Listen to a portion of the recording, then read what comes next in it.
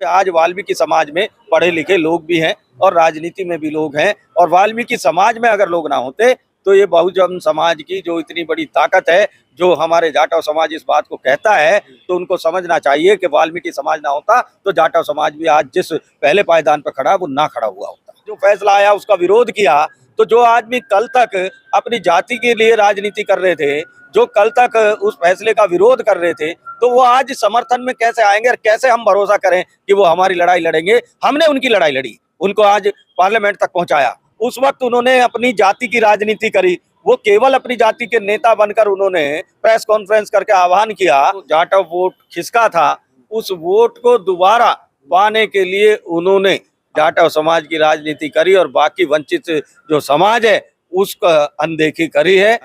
तो आज हमें लगा कि वही लोग हमारे खिलाफ खड़े हैं और हमें कहीं ना कहीं महसूस होता है कि हम अब सुरक्षित नहीं हैं। और जब ऐसा महसूस होता है तभी किसी भी समाज में क्रांति की एक सोच पैदा होती है, और जब क्रांति की बात होती है तो लीडरशिप पैदा होती है। कहीं ना कहीं बिना मायावती के देश में जो आज पार्टी राज कर रही है उनका गुजारा नहीं है। उनको जो है जाटव समाज और बहुजन समाज की जो वोट बैंक खिसका है उसका डर है और वो उनको नहीं मिल सकता, इसलिए उन्होंने मायावती जी को ही आगे किया है। तो हमारे साथ राजेश बेनीवाल जी हैं। क्या कहेंगे राजेश बेनीवाल जी, 1 अगस्त के फैसले के बाद अब बीएससी समाज पूरे भारत में है वो एक मूवमेंट खड़ी कर रहा है और लगातार जो है कई सारी जातियां जो है जो तमाम और डीएससी जातियां हैं वो जुड़ती जा रही हैं और पूरे देश में एक मूवमेंट खड़ा हो रहा है। तो आपको क्या लग रहा है कि डीएससी समाज अब लीडरशिप में आने वाला है?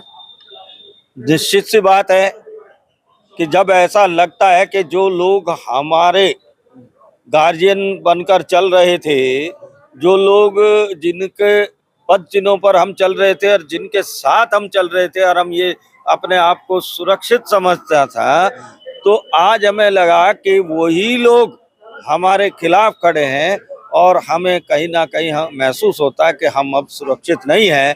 और जब ऐसा महसूस होता है तभी किसी भी समाज में क्रांति की एक सोच पैदा होती है, और जब क्रांति की बात होती है तो लीडरशिप पैदा होती है। अभी हाल ही में राजेश बेनीवाल जी मेरठ में बड़ा जन समर्थन हुआ, वहां पर जनसभा हुई, बड़ी जनसभा हुई वहां पर डीएससी समाज की। और कल अलीगढ़ में बहुत बड़ी जनसभा हुई, वहां पर तमाम उत्तर प्रदेश के 70 से जितने भी 75 जिले वहां से तमाम लोग आए हुए थे, रिप्रेजेंट कर रहे थे हर जिले को। तो ये तो एक तरीके से कहीं ना कहीं आंदोलन फूक रहा। और उन्होंने ये भी कहा कि जो नया सत्र शुरू होगा संसद का, उसमें वो कहीं ना कहीं दिल्ली को भी घेरने की तैयारी कर रहे हैं। नहीं, देखिए मैं एक बात बताता हूँ कि 1 अगस्त का ये फैसला जो लोग इसका विरोध कर रहे हैं, हमें तो यही समझ में नहीं आता कि उन्होंने इस डिसीजन को पढ़ा है कि नहीं पढ़ा है, और बिना कुछ देखे उन्होंने आनन फानन में कहीं ना कहीं इस तरह की भद्दी टिप्पणियां और उस तरह का काम शुरू किया। और जब उन्होंने ऐसा काम शुरू किया कि इस तरह की भद्दी टिप्पणियां और वाल्मीकि समाज को खासकर ये कह देना कि सफाई का काम करते हैं, ये पढ़ लिख नहीं रहे हैं, ये कुछ करते नहीं हैं, तो मुझे लगता है कि कहीं ना कहीं उसका रिएक्शन तो होगा ही, क्योंकि आज वाल्मीकि समाज में पढ़े लिखे लोग भी हैं और राजनीति में भी लोग हैं। और वाल्मीकि समाज में अगर लोग ना होते तो ये बहुजन समाज की जो इतनी बड़ी ताकत है, जो हमारे जाटव समाज इस बात को कहता है, तो उनको समझना चाहिए कि वाल्मीकि समाज ना होता तो जाटव समाज भी आज जिस पहले पायदान पर खड़ा वो ना खड़ा हुआ होता। अरे चंद्रशेखर ने भी हाल ही में रामलीला मैदान में एक बड़ा मतलब रैली की उन्होंने अपनी, और उस रैली में उन्होंने कहा कि मैं डीएससी समाज की लड़ाई लड़ने के लिए तैयार हूं। इसको आप कैसे देख रहे हैं?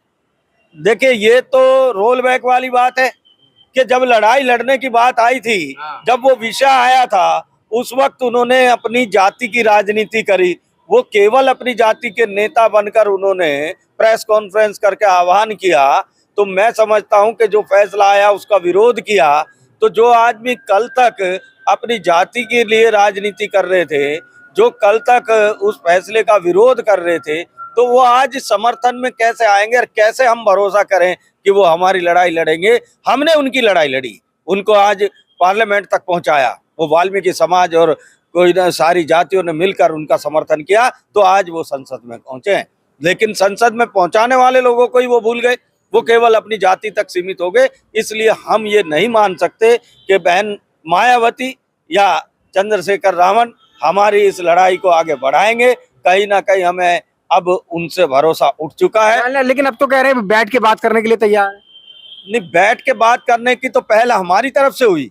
हमारे आदरणीय वीर सिंह भोज जी ने अपने एक मोर्चा बनाकर जब एक आह्वान किया और दिल्ली में बैठक हुई कनॉट प्लेस में, उसके बाद दूसरी बैठक हुई और उनको एहसास भी कराया कि भाई आपने ये गलत किया है, आप अपने लोगों को रोकिए। तो दिल्ली के जो उनके लीडरान हैं उन लोगों ने इस बात को माना भी। और दिल्ली में जो भारत बंद हुआ था, दिल्ली के पूरे बहुजन समाज ने, जाटव समाज ने भी उसका जो है भारत बंद में कोई योगदान नहीं दिया।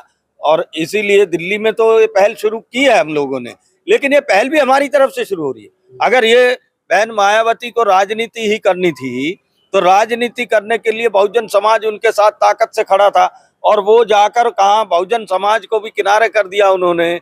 आज वो हाशिए पर है। तो कहीं ना कहीं फिर वही बात के ब्राह्मणवादी जो हमारा सबसे बड़े दुश्मन है, उनकी सोच के हिसाब से ही वो लड़ाई लड़ रही है। वो आज बहुजन के हित की कोई लड़ाई लड़ती दिख नहीं रही है। यहाँ भी मुझे लगता है कि वो उन्हीं मनुवादी ताकतों को मजबूत करने का काम कर रही है। लेकिन कहीं ना कहीं इतनी बड़ी लीडर हैं और वर्गीकरण का विरोध करना, कुछ ना कुछ तो उसके पीछे सोच होगी सर।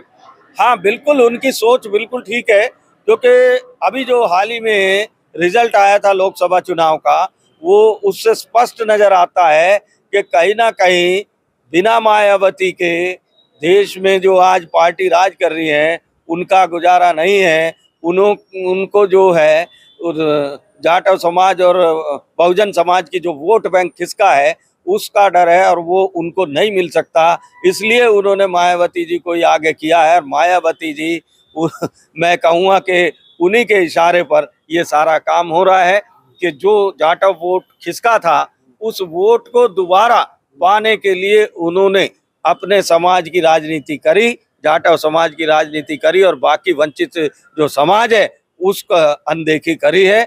तो कहीं ना कहीं जो खेल ऊपर से चल रहा है ये कोई बहुजनों के लिए नहीं है, ये फिर भी वही जो हमारे इतने बड़े दुश्मन है, जो मनुवादी सोच है, ये सारा गेम वहीं से चला है और इसमें मायावती जी फंस गई है। और मुझे लगता है कि इस गेम चलने से ना तो मनुवादियों का भला होगा और ना मायावती का होगा, क्योंकि जो डीएससी समाज है वो जागरूक हो चुका है, वो लीडरशिप अपनी तैयार करने में लग गया है और अपने हक अधिकार अब अपने दम पर लेने के लिए काम। अभी हरियाणा इलेक्शन में भी विरोध हो रहा है एसपी और बीएसपी का। नहीं, विरोध तो अब ये जहां भी जाएंगे विरोध का काम किया तो विरोध होगा ना। लोग विरोध ऐसे ही थोड़ी किसी का करते हैं भाई, जो दिखाई दे रहा है तभी तो विरोध हो रहा है। हरियाणा में जाकर चुनाव किसके लिए लड़ा जा रहा है, तो ये सब अब आम जनता, आम लोग भी समझते हैं और खासकर बहुजन समाज, क्योंकि इतने वर्षों से ये समाज दबा कुचला समाज और पिटता चित्ता आया हुआ समाज अब कहीं ना कहीं इतना समझ गया है, आप जैसे मीडिया की वजह से, कि सोशल मीडिया ने इसको इतना अवेयर कर दिया है कि उनको अपने हक अधिकार का पता है और उन्हें ये भी पता है कि कौन सा नेता उस बहुजनों की लड़ाई को लड़ने वाला है और लड़ रहा है तो क्यों लड़ रहा है, उसका क्या स्वार्थ है। सवाल मेरा फिर से भैया राजेश जी, क्या डीएससी समाज में नया लीडर कोई निकलने वाला है? निश्चित सी बात है कि ये समझिए कि समुद्र मंथन है तो कुछ तो निकलेगा और लीडर निकलेंगे और लीडरों को तैयार करने का जो काम है वो भी इस समाज में शुरू हो चुका है। और बहुत ही जल्द आप देखेंगे कि अब तक हम भरोसा करके अपना लीडर इनको मानकर चलते थे, लेकिन अब डीएससी समाज के आपको अच्छे लीडर नजर आएंगे। तो ये हमारे साथ राजेश बेनीवाल जी थे, लगातार अपनी बात रखते हैं बहुजन मुद्दों पे। आपको ये पूरी बातचीत कैसी लगी अपनी राय कमेंट में जरूर दें।